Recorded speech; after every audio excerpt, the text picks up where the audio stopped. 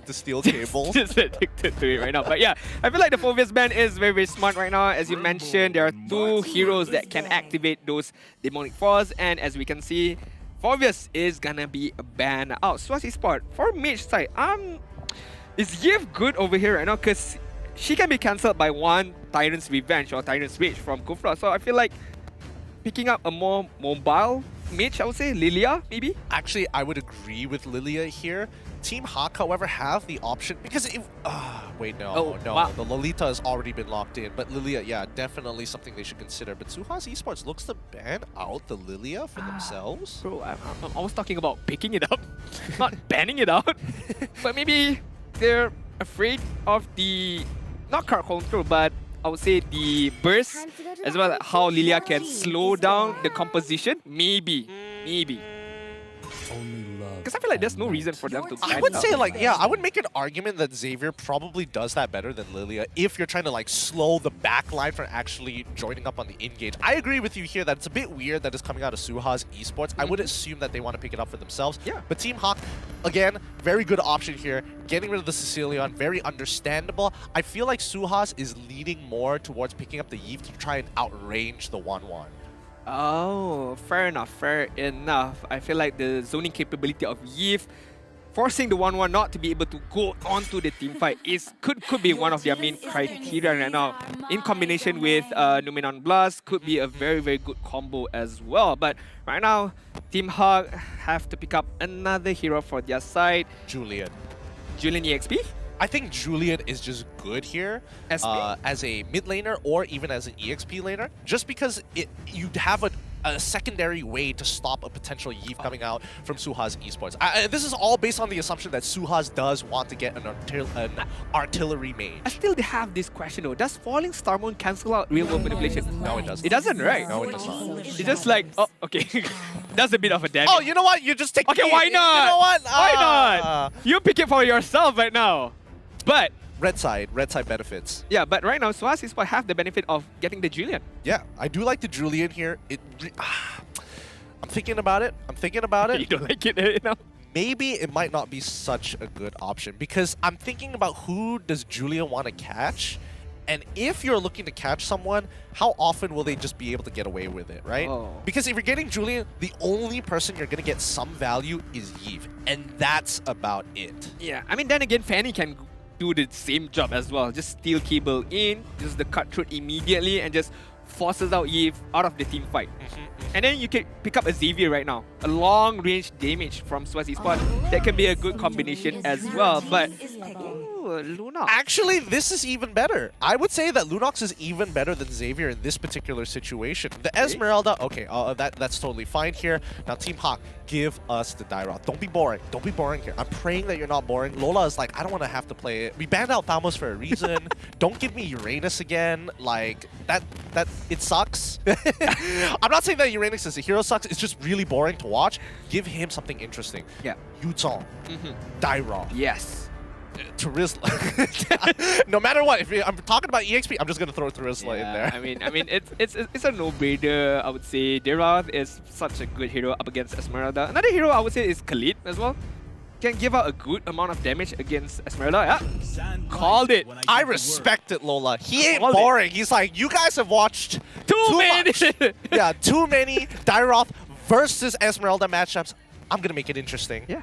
Picking up the Khalid right now. I hope he goes on a full damage build up against this Esmeralda and just try his best to out-damage Esmeralda later on. But City Norsana is very, very good in terms of kiting, in terms of prolonging the team fight. So it's going to be a very, very interesting matchup on the EXP lane side. But having the Fanny as well, having the mobility from Razin, being able to go onto the back line, go onto the Yiv, Team Hawk gotta be careful in terms of when they're gonna open up the team fight, when are they gonna open up all these big particular skills. Yep, I mean, now that Suhaz is going to be playing for those bigger team fights, they're looking for a composition that scales to that late game to bring it toe-to-toe against Team Hawk, who, again, they want a team fight. However, they've got a little bit of spice, a little bit of flair. Potential outplays are so very high on both of these teams. Who is going to be sitting up on top as we jump into game number 2? game number 2, week number 3 for Suhaz Esports as well as Team Hawk right now. The score is 1 for Team Hawk, 0 to Suhaz Esports. Are they be able to force us into game number 3? We shall see now. As we can see, Razin is gonna get his purple buff without any particular disturbance from Min. Yeah, he does. Again, I think that it's a good idea that they try and defend this for the side of Suhaz Esports because Jenny, unfortunately, on the Lunox can't outpush a Yves, so he's not going to have as much priority, and you don't want Lunox to miss EXP or gold anytime soon. CT Norsana, this is, I mean, it sucks to be in this lane. Yeah, I mean, he did have a good time on the first game. Yeah. So right now on the bad side of the EXP lane side, it's just fair right now for the EXP lane. As you can see, the battle of the Little Wanderer is going to be won by Suhaz Esports. Is what they need right now.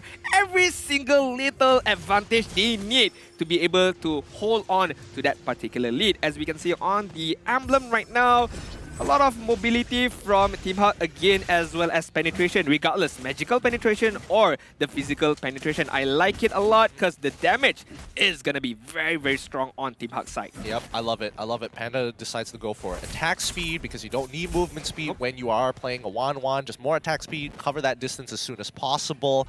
I will say that Team Hawk is putting a lot of emphasis on the gold lane here, right? Because they don't want Wan to accidentally take a bad trade against Beatrix, who's naturally strong early. But here we go, the first engagement as Lola unfortunately holding on with a quick sand guard as he gets saved by Gary. Can he get that first blood? No! They do not finish it off. Lola, unfortunately, doesn't use his execute as Gary pushes them away. But you can see both teams making the same movements. So close. It's like game number 1. Gary got to hold back from the first blood again right now.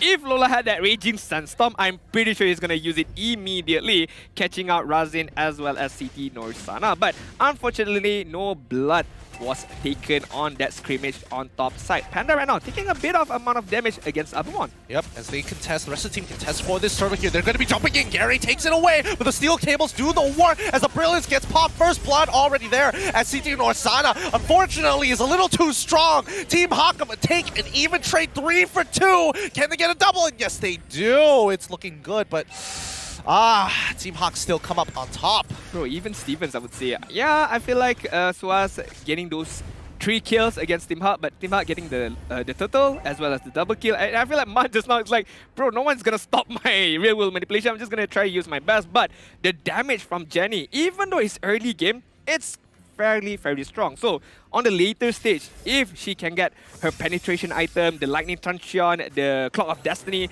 I feel like he's gonna be a force to be reckoned with. Absolutely. I think Lunox is just one of those heroes that are... I can't master. Wait, you can't? Didn't ask, but okay. I don't know which is light, which is dark. I'm colorblind. I'm Lafel 2.0. You're Lafel 2.0 straight away. Man, it must be really hard playing against No Yi, right? You just can't tell which is yin, which is yang. You just walk into it and all of a sudden the reaction happens. But Min finds the initial catch. Bakemon able to flicker out of there just in time. Gary, what? What was that angle? Why did that not connect as Lola runs away? The steel cables on pursuit as Ryzen finds his kill on the opposite side of the map. Nice pick off right there from Razin and CT Norsana being able to catch Lola out. And CT Norsana is going to immediately cut the lane and try his best to get all the gold plating armor on the top side. Probably going to give out to Razin in terms of goal lead right now. Is even Steven is going to go both side bouncing from Team Hawk as well as Suhaz Esports. But Team Hawk right now is going to be focusing on the goal side. Ikimon and Abumon is going to be scouted out immediately. Yep, real world manipulation already coming out as Abumon flickers away. Gary trying to finish him off, and yes, he finds one, able to get the second to help the real world manipulation, but it's too late as Lunox tries to save the day, doesn't find the trade. Team Hawk walk away with 3 kills and a possible bot tier 1. Bro, I don't know what this guy is on. Gary, on like 1 bar of HP, not even 1 bar, 1 pixel of HP right there.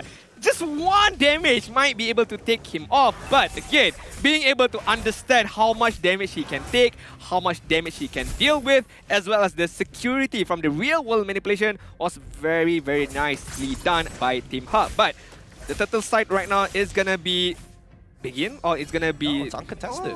But why are they not focusing? I feel like they are afraid of rotation might be able to come up from Team Hub. I think they don't have the information just yet. They do find out that Kufra is on the bottom side of the map, but mid lane doesn't have that control. Gary has shown presence there as well. So Suhaz, they don't commit to this. They go back to just the housekeeping right now because they want to make sure that Abumon is still able to play this game. Now, they're going to regroup here after they cleaned up the lanes. They're going to pull it away as they notice that Team Hawk now take interest in this Lord as we see Panda. He's rotated from bottom side here. Let's see how this engagement is going to work out. They should have taken the turtle right there just now, I feel like, because when Min was on the bottom side as well as Gary was just hovering around the middle side, but now it's just too late for Suhaz Esports to be able to do anything. But yes, they still be able to get the bottom turret right there. Min is gonna find out Ikimon right now. Oh, they actually find him. They initiate the ult, real one manipulation, but Ikimon already has the flicker, so it was a little pointless at the end of the day. But they want to get out those battle spells. Gary's got a lot of damage, and Ryzen is here to not really save the day, but to show presence here. However, Ikimon with no flicker, that means his Numenon Blast is going to lose a lot of value. So hopefully he finds the right position. And as time goes on right now, Gary gonna be able to dish out a lot of damage right now. The penetration from him is quite scary. As we can see, gold ranking is gonna be topped by the two gold laners, Panda and Abumon. But a quite distance. Abumon losing out 700 gold against Panda. But right now, Abumon. Oh, that's some scary stuff. Abumon, Icky. he's about Icky. He's trying to walk up with the conceal, but Gary does notice it. He backs away. He doesn't have his enhanced abilities, so he's going to move back here. I think Suhaz Esports actually took a good trade, but now Panda is going to take full advantage of City Norsana here as they drop the crossbow of Tang. A quick, easy kill coming up from the bot side of Team Hawk. Even Sprint can't save you right there, huh? Nope. You can't outrun it. You can't outrun it. Oh, Numenon Blast coming out the low. Raging Sandstorm, but Abumon is able to rotate out of the way as Ryzen with the cutthroat is going to take out Lola from Team Hawk. Yeah, I feel like the buy time Jenny. from Jenny. Oh Jenny. no, he's in trouble. He's dead as Min tries to make the flicker of a lifetime. I like the prediction. Didn't go in the right direction, but it sure looked cool. It looked cool. Even if he did not hit Jenny right there, but still. A for effort, I would say. A for effort because they be able to get the mid turret is very, very crucial in terms of map control, in terms of vision-wise. And looking at the goal lead right now, Team Hawk enjoying a 1.4k goal lead. And again, same story as game number 1. Damage dealt by Team Hawk right now. Lola, Gary, Man, all achieving 15k ahead. As we can see, Suhaz right now, I feel like Jenny is gonna be carrying a lot in terms of damage. But how far can he carry his team? He's going to be able to use the Darkening, the Chaos Assault. The timing is really, really important right now for Jenny. Yeah, I think right now, Suhaz Esports is a little bit tunnel visioned on how they want to play around Abumon specifically, right? They see him as a win condition. They're not looking for anybody else that kind of stall for that time. Jenny, unfortunately, is going to have to wait until the later stages of the game to get there. He's trying to accelerate with a mystery shot, but it still takes time. Now, Team Hawk, they understand power spikes. They're like, okay, Abumon, he needs time. We're going to keep punishing him. Jenny is going to be non-existent until about the 10th minute. So in that time, let's build up a fat lead. I feel like Suhaz Esports, another question that comes up to my mind, who is going to initiate first? I feel like yes, it's going to be Ikimon, obviously, with the Numenon Blast. But who's going to follow up? Is it Abumon first? Or is it going to be Ikimon right now? But oh, Numenon Blast! They cannot let that Fanny get through as the real-world manipulation takes out everybody. They find a single trade onto Lola as he tries to engage even further, but that's not going to be enough. Gary, he's chasing City Norsana now. He's already popped the sprint. He's not going to be able to catch him off, but Kufra ends up dying here. This is the blunder we were talking about. Abumon takes out Panda, and Man, he's on the run. He doesn't want to be a part of this anymore, but Jenny says, no, join us, come back, as he used the Darkening.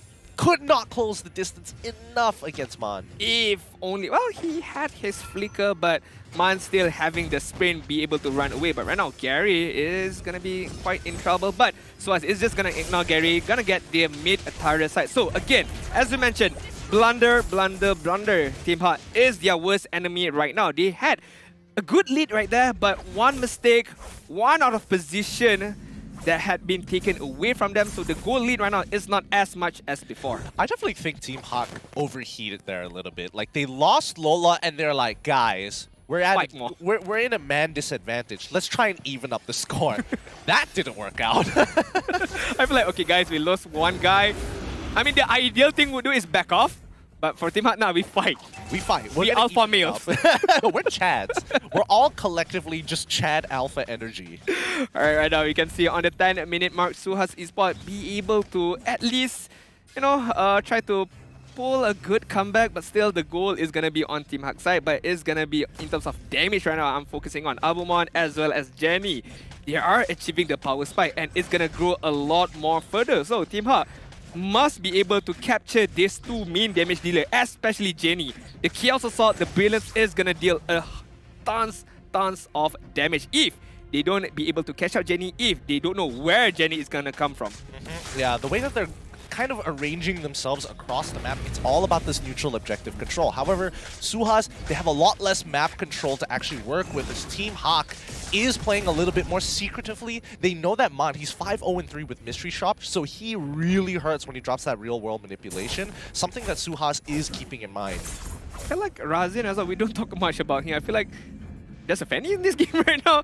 I feel like the amount of damage that he can do is a lot, but how can he go in terms of how he be able to use his steel cable without being able to get hit by the bouncing ball or even the Tyrant's Revenge right now is going to be the main question. But 2-2-2 KDA is not the best, but it's still be able to contribute a lot in terms of team fight, in terms of mobility, as well as some map awareness. But right now, Team Hawk, I feel like they're just gonna bait out Suhaz Esports, just gonna bait out, and if they be able to counter initiate, is gonna be the main criteria or main focus right now. Cause see, they're just not gonna fully commit up against this lot. Yeah, I think this is a good idea, but Suhaz needed to take advantage of this somehow. And now Siti Rosana getting hit by literally everything, walks away as he has been chunked out for 3/4 of his HP. Ikemon in the middle of it all, sees all four members rising, trying to get on out of there to open up an opportunity for Abumon to flickers forward, takes out 1-1. The real world manipulation is too late. Gary finds his own trade, but Ikemon stops it all.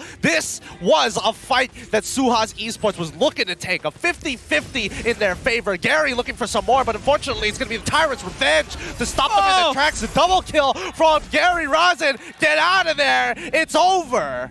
Gary, without any weapons, just a fist, sheer willpower right there. Double kill is going to be able to get from him just now. I feel like the team fight was, I wouldn't say messy, but it was all over the place. But right now, Razin trying to go back in.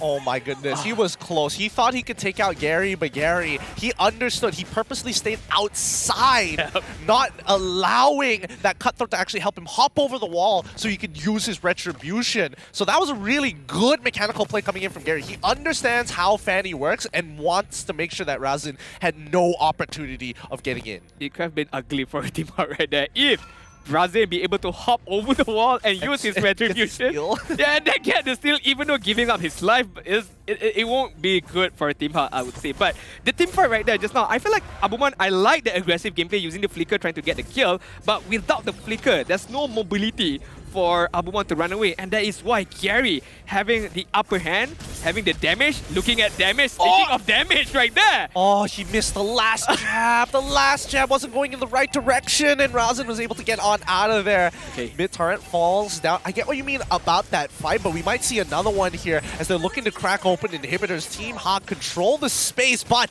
Suhaz Esports now, this time, they've got some really good wave clear. They can make this work as Razin is going to delay these Lord Empowered minions. Real world manipulation already coming out as they look to crack open an inhibitor. They find one, but can they get a second one? And Suhaz Esports, they need to respond to this. No one's brave enough to walk up. Abumon can't do it. It's 2 inhibitors falling into the hands of Team Hawk. In this kind of moment, in this kind of situation, Team Hawk is very, very disciplined. There's no blunders being created or being done. Just focusing on the objective, just focusing on the inhibitor turret is going to be the main objective right there. I feel like just now, if Ikemon had the potential to use the Numinum Blast plus Flicker, I would say he would, but then again, it would be very, very threatening, or it could go bad for them. If the Numinum Blast doesn't hit anyone, it allows Team Hawk to go even further. So I feel like I understand why Suhaz didn't go too aggressive right there. Losing the inhibitor turret sucks, but it's fine. It's not the crystal. They'll still be able to come back right now. I actually beg to differ. I think this was a huge win for Team Hawk, and honestly, Suhaz probably should look to threaten, at the very least, to force Team Hawk to do something. Make that first move, and then potentially a blunder here, because now with no inhibitors and a 7k gold lead for Team Hawk, which used to be 2k, by the way, or 1.8 at that point of time, now Suhaz Esports are in a no-go zone. They cannot take a fight against Team Hawk until they hit the 42k mark. Yeah, I feel like going back to my point just now, Abumon using the flicker very aggressive, but before that... The pick was good coming in from Hawk. Really, really nicely done there. Chain CC to death. CT Norsana stood no chance. It's too bad. You know, when you walk up into a bush, there's 4 men right there. But right now, Gary, again, 1v1. Oh, Ryzen this time doing a much better job. But Gary he's realizing he's got a lot of damage, but he cannot just focus on Ryzen anymore. He's looking for the big targets. You gotta be careful right there. You do have the damage, but you don't have the sustainability to go hit-to-hit or toe-to-toe right there. But again, Abumon using the flicker to get killed very aggressively. I feel like I'm not a big fan of those kind of moves. Why? Number one, yes, you can get the kill. If you get the kill, it's very, very good for you. But the opponent have the chance to counter-initiate. But right now, Panda. Yep, he's forced to use his all winds of nature. He ends up still dying anyway as it times out. The real world manipulation comes on through as they find a kill onto Abumon. But a mega kill coming in from Gary. They back off. It's too late. The damage is done. I feel like Panda... yeah, he popped the wind of nature, but the damage from, I would say, Jenny right there. Getting the kill, but at what cost, Gideon? At what cost right now? Because no only 2 men left for Suhaz Esports. The tunnel vision is so strong as Team Hawk is hitting them from every single angle. CT Nosana looks to delay, but he ends up dying anyways with Ikimon the only 1F. That's the final nail in the coffin as Team Hawk is going to end game